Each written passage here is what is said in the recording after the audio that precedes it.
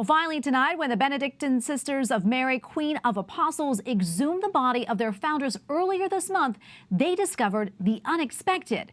4 years after her death and burial in a simple wooden coffin, Sister Wilhelmina Lancaster's body appeared remarkably well preserved. The news spread quickly on social media, and now hundreds of pilgrims are flocking to the monastery in rural Missouri. And we go now to Kelsey Wicks, Executive Director of EWTN's Aussie Group, who has been following this story from the very beginning. Kelsey, great to have you back on.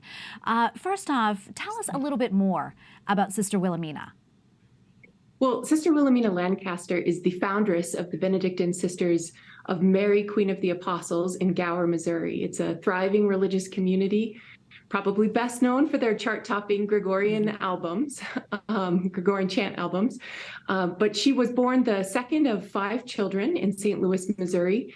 And at a young age, 13 reportedly, according to her biography, she wrote a letter to the Oblate Sisters of Providence requesting to enter the order. This is after a sort of experience that she had during her first Holy Communion, where Jesus invited her to be his. So she spent 75 years in religious life under vows and died at the age of 95 just 4 years ago. And I know that you visited the monastery soon after the body was exhumed.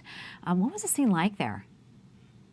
Well, you know, it was so interesting. There were hundreds of people, by my estimation, about 100 that I saw in just the couple hours that I was there, milling their way through. They were bringing rosaries. They were coming to pay respects to Sister, to pray at her body, which was laid out on a dower.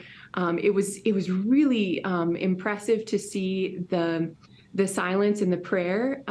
Perhaps the more extraordinary thing was to see the sisters just sort of caring about the monastic rhythm of their life, with as though this was the most ordinary thing to have hundreds of pilgrims just coming into their chapel, paying respects to the sister who founded them, while they sang the praises of God. So it was a really remarkable experience.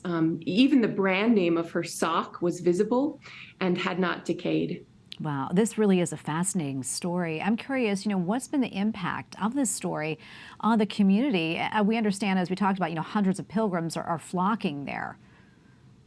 Yes, I think the number actually, the latest that I've heard, Tracy, is now in the thousands.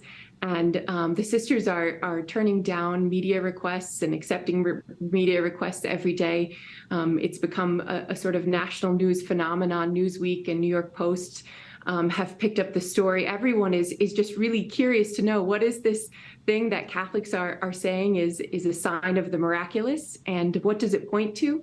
It's really fascinated the American public at this point. The Kansas City Star has gone up to see what's happening, and locals as well as people from a great distance. When I was there, I spoke with people from Kentucky, from Illinois, from Kansas, from Missouri. They're coming from all parts of the Midwest to be able to pay their respects and understand what's happening.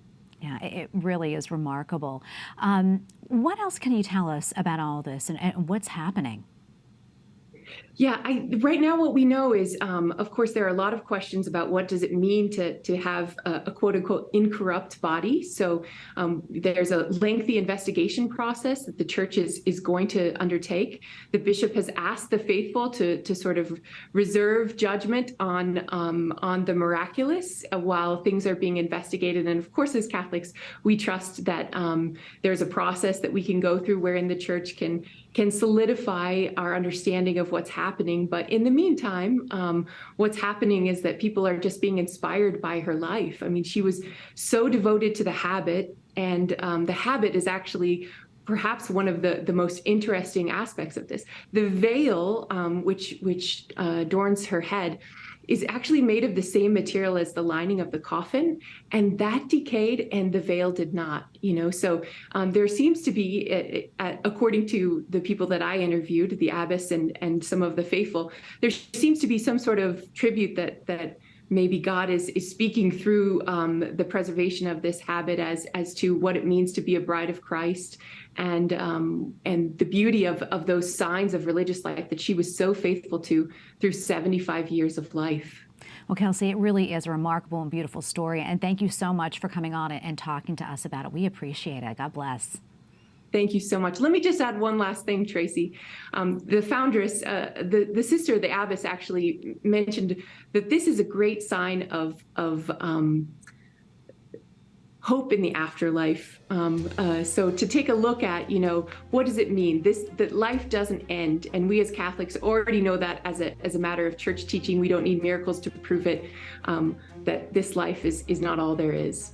Thank you, Tracy. And thank you, Kelsey. We appreciate that.